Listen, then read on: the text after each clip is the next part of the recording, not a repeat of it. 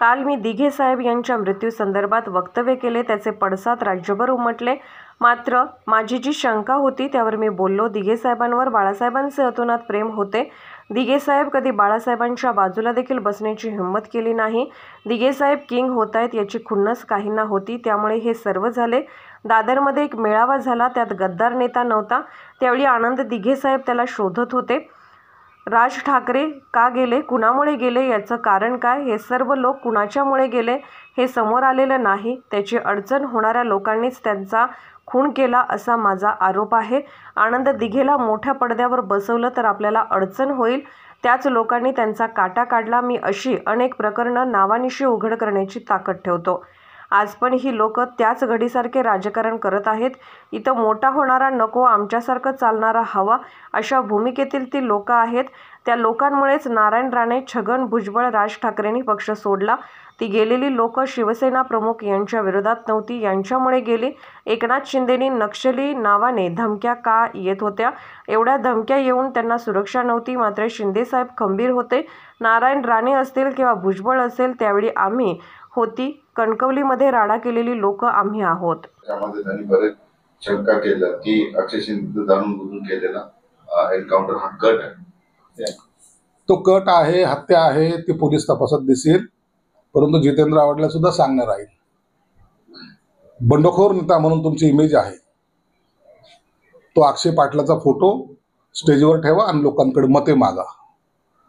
तुम्हाला झाले त्यांनी केलेल्या अत्याचाराचे काही घेणं देणं नाही, ज्यांचं घर उद्ध्वस्त झालं त्यांच्याशी घेणं देणं नाही। टीका करायला तुम्हाला जर त्याची गरज पडत असेल तर मत मागायला सुद्धा त्यांचा वापर करा। लोक तुम्हाला जोड्याने मारल्याशिवाय राहणार नाही, एवढं मात्र निश्चित आहे। वर्षावर रात्री बैठक झाली, बैठकीमध्ये जागा जाहीर करण्यापेक्षा ज्या जागेवर जास्त नाराजी आहे, वाद आहे, त्या ठिकाणी समजूत काढण्यावर एकमत झालं असं काही झालेलं आहे। मग जे काही जागा प्रॉपर जे आहेत, ज्याच्यामध्ये कोणताही वाद नाही, त्या जागाच्या बद्दल तर चर्चा होण्याचं काही कारण पण नाही। त्या जागेमध्ये एखादी दुसरी जागा चुकून एखादी दुसरी जागा जर वाटत असेल तर चेंज करायचं, इंटरचेंज करायचं, तर तेवढा निर्णय फक्त वरिष्ठ नेते घेणार आहेत। परंतु उर्वरित ज्या सगळ्या जागा आहेत त्याच्यामध्ये त्यांचे वाटप कसं करायचं किंवा कुठं कुठं काय काय होण्याची शक्यता आहे, याचा निश्चितच त्या ठिकाणी चर्चा ही झालेली आहे। आणि स्मूथली ज्याला म्हणतो, हे जागेचं जागा वाटप झालं पाहिजे। कार्यकर्त्याची असलेली मागणी, कार्यकर्त्याचं असलेलं मत किंवा तिथलची असलेली परिस्थिती, सर्वेचे आलेले सर्व रिपोर्ट सुद्धा, हे सर्वच चर्चा हे वरिष्ठ नेते करतायत।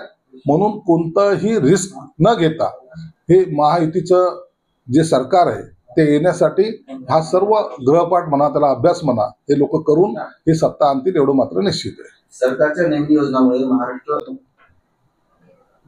पहिलं मुख्यमंत्र्यांच्या गाडीला आम्ही हातही लावू शकत नव्हतो, भेट घालणं तर दूर, आम्हालाच भेट मिळत नव्हती तर त्यांना काय देणार।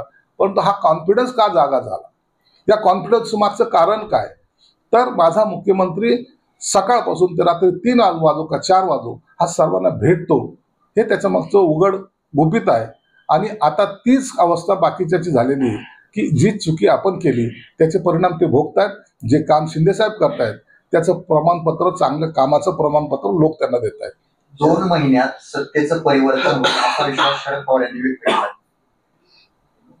नेमकी सत्ता कुणाची येते हा प्रश्न त्यांना विचारा। शरद पवार जेव्हा बोलतात त्या टायमाला त्याचे अनेक अर्थ निघतात। म्हणून शरद पवारांनी हे नाही सांगितलं की महाविकास आघाडीचे सरकार येणार आहे, त्यांनी हे नाही सांगितलं की उद्धव ठाकरे मुख्यमंत्री बनणार आहे, त्यांनी हे नाही सांगितलं की काँग्रेसचा मुख्यमंत्री बसेल म्हणून, त्यांनी हे नाही सांगितलं की राष्ट्रवादीचा मुख्यमंत्री होणार, त्यांनी हे सांगितलं की सत्ता परिवर्तन 2 महिन्यानंतर होणार आहे। आणि निवडणुकीच्या नंतर सत्ता परिवर्तन हे होत असतं आणि येणारे सरकार हे माहितीचं येणार आहे, हे त्यांना सुद्धा माहिती आहे। ट्रेंड सुरू झालाय, भावी मुख्यमंत्री म्हणून उपमुख्यमंत्री बॅनर लागतात, आमदारांचे लागतात। जे वक्तव्य केलं त्याचे पडसाद संपूर्ण महाराष्ट्रात पडले। मुळामध्ये मी काल जे काही बोललो ते हे बोललो की आनंद दिघे साहेबांचा डिस्चार्ज होत असताना काही काळ, काही तास 2 तासानंतर डिस्चार्ज होताना किंवा घेत असताना त्यापूर्वी त्यांचा अचानक हार्ट अटॅकने मृत्यू कसा झाला. आणि माझी शंका जी होती किंवा त्या ठाणेकरांची जी शंका आहे, तिथलच्या असलेल्या शिवसैनिकांची जी शंका आहे, त्यावर मी प्रश्नचिन्ह निर्माण केले होते. परंतु काही लोकांनी त्याचा वेगळा अर्थ घेऊन कुठेतरी ती लिंक जोडण्याचा प्रयत्न केलेला आहे. एक तुम्हाला स्पष्टपणे सांगतो, दिघे साहेबांवर माननीय शिवसेना प्रमुखाचं आतोनात प्रेम होतं. मी काही गोष्टीला साक्षी आहे. मातोश्रीवर आम्ही संभाजीनगरच्या दंगलीच्या संदर्भामध्ये अनेक वेळा मातोश्रीवर जायचो. त्यावेळेला आनंद दिघे साहेबांचा आणि शिवसेना प्रमुखाचा संवाद आम्ही पाहिलेला आहे. दिघे साहेब ज्यांच्या डोळ्यामध्ये आग होते, ज्यांनी एखादी नजर जरी कुणावर टाकली तर समोरचा थरथर कापायला लागायचा, त्या दिघे साहेबांना कधीही मी शिवसेना प्रमुखासमोर नजर वर करून बोलताना पाहिलेलं नाही. नेहमी खाली मान, नम्रतेने.